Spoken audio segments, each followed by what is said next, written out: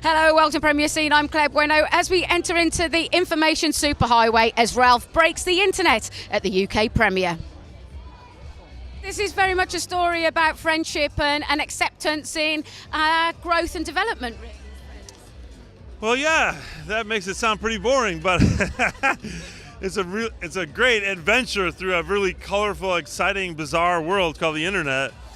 And along the way, yes, the beating heart of the story is this story of this friendship between Ralph and Vanellope, my character and Sarah Silverman's character.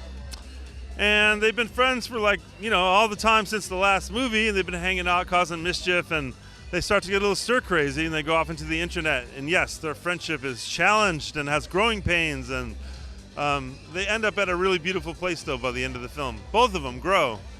Your character, she's going on a very human instinct, which is to progress and to grow. Was that something that was interesting for you to play?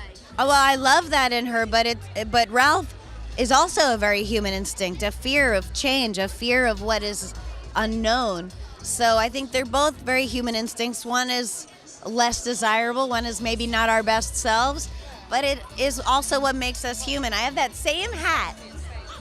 What's quite unique as well is that you were acting against each other, which often doesn't happen in animation, does it? So did that help kind of help the performance? Yeah, I think so. I mean, the proof is in the pudding, whether you think it's there in the film. I think there is an emotional bond between us in the film, and I think it can only be helped by being in the same room. And you can also improvise if you're in the same room, which you can't do when you're by yourself. Well, you can, but then someone has to match what you improvise. It's a mess. Your character, she's ballsy and foxy. It must have been a real lot of fun to play. Yes, it was. It was super enjoyable and smooth, and working with Phil and Rich was a pure joy. I loved it. You don't happen to have an extra one of those hats? I wish I did. I would gladly share it. I'll have to look it up on the internet. When watching the film, I felt this is very much a story about friendship and acceptance of who you are. Is that something that was that you wanted to bring to the film, really? Absolutely.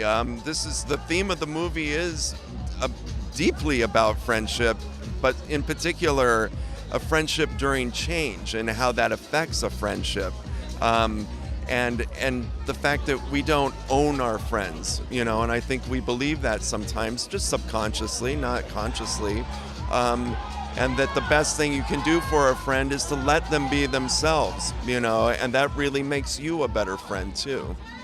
And the journey that they go on is into the internet. Did that allow you to take us a departure from the kind of nostalgia to bringing it into a contemporary world? Very much. The first film was a lot about, Rich and I grew up playing arcade games, and this is very much entering the modern world, if you will. And for a guy like Ralph, who is so averse to change, thrusting him into a world where it's constantly changing and, every 5 seconds there's something new is overwhelming. And he's also quite insecure, so that's not necessarily the best place for an insecure guy, so he has a lot to overcome in his journey. Because Sarah and John are both friends, did you still confine them to a booth? Because a lot of acting is reacting, and I wondered whether you wanted to capitalise on the friendship that these two people had. Oh, absolutely. Just like the first movie, we had John and Sarah record all their scenes together, which is a little unusual for animation, but we find that there's a chemistry that's caught when you do it that way. They're able to look into each other's eyes. They're able to react to what the other one is saying, which is acting. And I don't think you get that when a single person is standing by themselves behind a mic in a dark little booth reading off a page. And this film is just so highly visual. It's stunning. Was it a great experience working with your production designers and seeing what they could, the spectacle that they were able to create? Yeah, our production designer, this guy Corey Loftus, is a true hero on this film. He was a naval architect. He's trained in architecture and engineering, as is another of our designers, Matthias Lechner. And so there's real science behind the beauty of this world, which thankfully it's not Rich and I, having to worry about actual science. We can come up with weird, fantastical ideas, and then they make it make sense. And it's an amazing team of people, really. These guys could build a real city, if we let them loose. They could really do it, and it would make logical sense, and it would stand. Yeah. And that adds to the authenticity. Sorry? And that adds to the authenticity. Oh, very much. Like just having a logic and a philosophy that works behind the city of the internet was really important to us. Congratulations with the film, because this is a story with so much heart, isn't it? Thank you. It is. We really wanted to tell an emotional tale. It really is about this friendship that's going to get torn apart by this thing called the internet, which I think happens every day for some people. So it was a great way to put these characters in that kind of a world. And it's also bringing it to a new generation. It's kind of old versus new, isn't it, as well?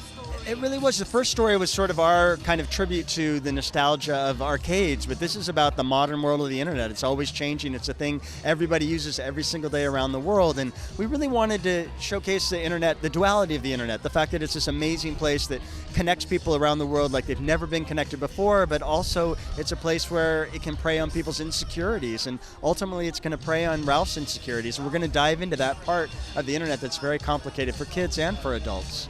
Absolutely. And of course, when we do enter into the world of the internet, there are so many kind of brands as an audience we will recognize. I'm thinking for a producer, clearance-wise, that was a logistical nightmare. Well, what's interesting, we talked a lot about what do we want to have the internet look like? Should it be all made-up brands? And we said, but that's not going to feel like what we use every single day. So we decided to do what we did with the first film. In the first film, we had games that people know, Pac-Man and Street Fighter, but we also created games like Fix-It Felix Jr. and Sugar Rush. So in this world, we have websites that we go to that we created. We go to BuzzTube, which is our own social media site. We go to a place called Slaughter Race, which is our own online racing game. We go to a place called Oh My Disney, which is sort of our own version of what Disney might look like in the internet. So we put that as our main parts of storytelling, and then put the backdrop of an internet that that has brands from all around the world, because it is the World Wide Web. And for you, coming away, what's been a memorable experience about being a part of the film and producing it? What's interesting is I don't think I realized how hard making a sequel was going to actually be, but I'm so proud of the whole team and how it came together. The world of the internet is so big and expansive. The script that Phil Johnston and Pam Ribben wrote is so funny. John C. Reilly, Sarah Silverman, Gal Gadot brought such warmth and humanity to the characters. There's great emotion in it. So I'm really proud of what it became, but I didn't think I realized just how hard that journey was going to be.